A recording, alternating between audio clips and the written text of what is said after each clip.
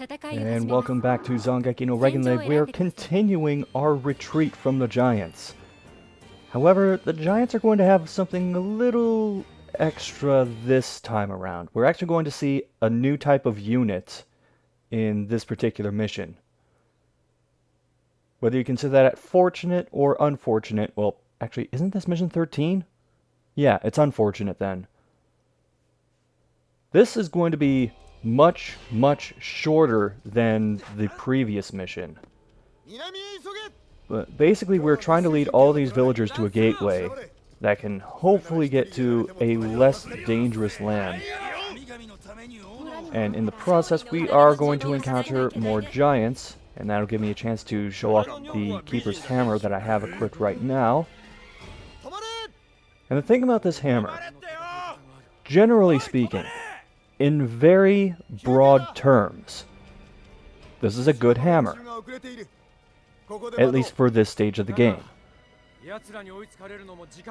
I mean, it's still a hammer, so it's going to be really slow, but it does do a decent amount of damage, and we'll get an idea of just how much as I start wading through these giants with my hammer.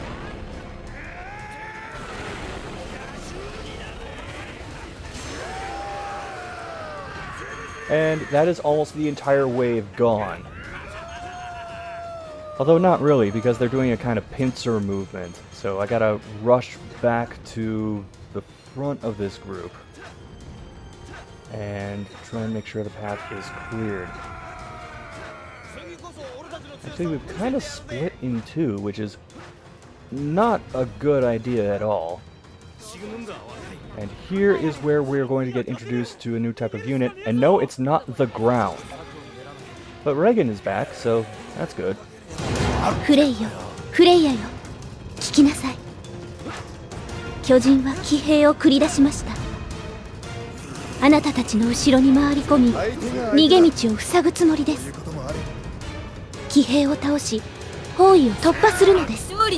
So if you thought the giants were just all big and lumbering and slow targets to this point, that is about to radically change.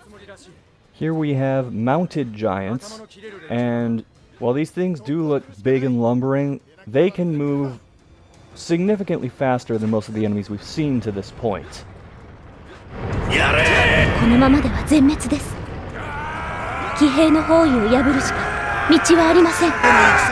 And now instead of just trying to break through the ranks and escape, we now have to stand and deliver against these things, basically. So they move rather quick, and they have a tendency to run in circles around you, and then they'll just run up to you and either try to run you over, like that, or they'll rear back and then slam their front legs down on you. Now, the bow I have for this is far from ideal, which is why I'm still sticking with the hammer. It's still that bow that shoots 3 shots, 3 unguided shots, and doesn't do a whole lot of damage to these things, at least not when I was practicing this earlier. So what I'm doing instead is just trying to get the timing down for the hammer so that I can land shots on these things, because it is possible to immobilize these things. They can take damage in a few different spots. The horns take damage, the rider on the back of it takes damage, and each of their individual legs takes damage. So if you get rid of 2 of those, they become completely immobilized. However, they do regenerate their limbs relatively quickly, so you gotta really pounce on these things when you can get them to stop. Usually the easiest way to land shots on these things is to... oh, wait. Never mind. Is to get them to do that attack where they rear back and then slam down. And I believe I've got... yep, I got a couple of the legs. So you've got to really hustle on this thing, because... alright, it helped that I landed a couple shots earlier, but if you just immobilize it with 1 or 2 shots, it can regenerate both of its limbs and start running away, unless you're really aggressive about going for the kill. Now you might have noticed this thing dropping regular crystals earlier, but if you destroy the rider on the back of it, that will give you frost crystals. That's the thing about most of the special units in this game, is they'll drop at least 2 different kinds of crystals. Oh, I think I landed a shot on that rider. Let's see if I can make that pay off in a moment. Yeah, well, they weren't that coordinated, they just ran into each other. Okay, it looks like this one's lost its legs. And now we still have the other one attacking. So this is just a massive clusterfuck. And you might have just noticed earth crystals popped out of this thing. That happens if you destroy the horns. So you can get earth crystals from the horns, you can get frost crystals from the rider, and you can get water crystals from taking limbs off of it, on top of the regular crystals. So if you need like a decent variety of the base element crystals, these things can actually be a decent source of it, as long as you can hit all the different spots on it. And of course, we are still being chased by that guy, so we are going to just move as quickly as we can. Well, I'm moving as quickly as I can. I'm not so sure about those guys.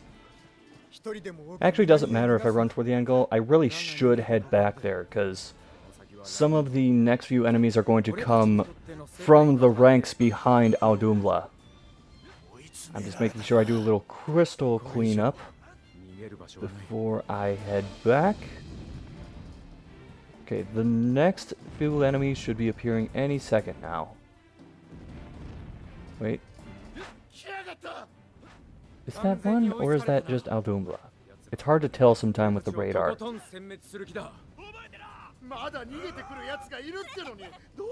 Okay, there's definitely one. I was a little late with my timing. Let's see if I can get this one on the next go-around. Plus side is, with all the NPC humans, it's easy to tell where it'll go. Oh, that is a clean break. Wait, I think it lost all of its limbs. That's actually quite impressive. You know what, maybe there is a case for using a hammer against these things. Takes a while to get the timing down, but still. Now that's not the end of the level just yet. There are still some mounted riders we have to deal with, but it's going to take a bit for them to spawn. I'm not exactly sure if the spawning works on a timer, or if you defeat one, then wait for the dialogue to play out, and then it goes for the next one. I didn't seem to notice much of a difference when I played through this the first couple of times. Yeah, that gate in the distance is our eventual end goal. And it looks like the other riders have spawned, so I'm going to get back into position. I don't want to say that I'm using the human NPCs as bait to try and gauge where I should line up my shots, but I kind of am. That aren't as much of a problem when you start getting slightly stronger melee weapons, because then you can just take the limbs off in one shot. But as powerful as the hammer is now compared to everything else I have, still going to take at least a couple shots to get the limbs off. Unfortunately, I'm not going to kill this one fast enough, but it does show you just how quickly the limbs can regenerate on these things. See, it's got all 4 of its legs back. That is why you need to be in such a hurry to kill these things. I mean, unless you want to farm more water crystals out of it, but... Oh, good, the NPCs just killed it for me.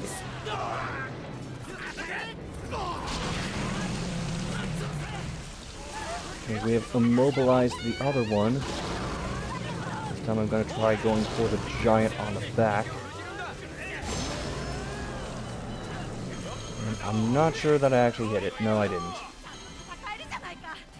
Oh well, crystals are crystals. Now, the level still isn't quite done yet.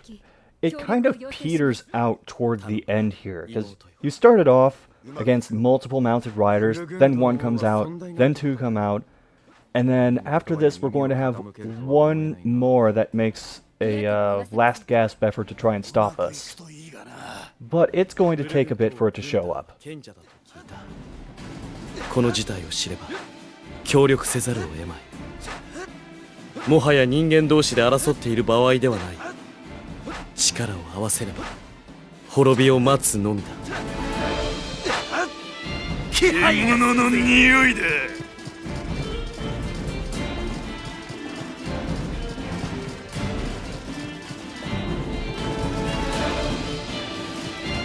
戦いに勝ったらごちそう作ってお祝いだね。恥ではない。反撃のために引け。 Alright, here it comes. It's a little late to the party, but it's coming.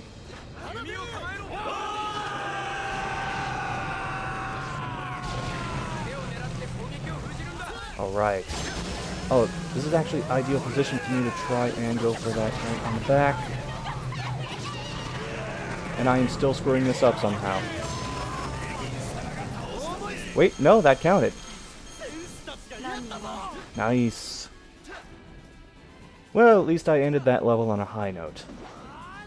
Yeah, there aren't going to be any more units that show up. It's just a matter of waiting for the NPCs to go through their dialogue trees and get close enough to the end of the stage to flag the level for being clear. Insightful as always, Berserkers. I realize that battery thing in the upper left is probably pretty annoying by now. It's been up here for 2 videos. That's going to be gone for the next one. I'm making sure of that. Now, I don't think I got a whole lot of special crystals this time around, but no, not really, unless you count the water crystals. Which, to be fair, I'm going to need a decent amount of those as I start making my way down the weapons tree. Now let's see what all we can forge with these crystals. I'm not expecting to be able to make too many weapons, particularly not on the right side of the tree. I'm not going to try going there for a while. But we should be able to make something... Oh, here we go. This is the lightning spear. I don't think I've used a spear with Freya for a while, so maybe I'll use that for the next video. Can't quite do that. Can't quite do this yet. But, let's see. Okay, yes, we can do this. Translation's a little rough on this one, but we'll call it the spirit bow. Spirit, ghost, apparition, that kind of spirit.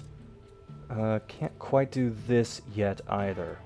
But at least we've been able to forge a couple weapons out of what we have. Both for Freya, but we'll counterbalance that in the next video, or at least try to.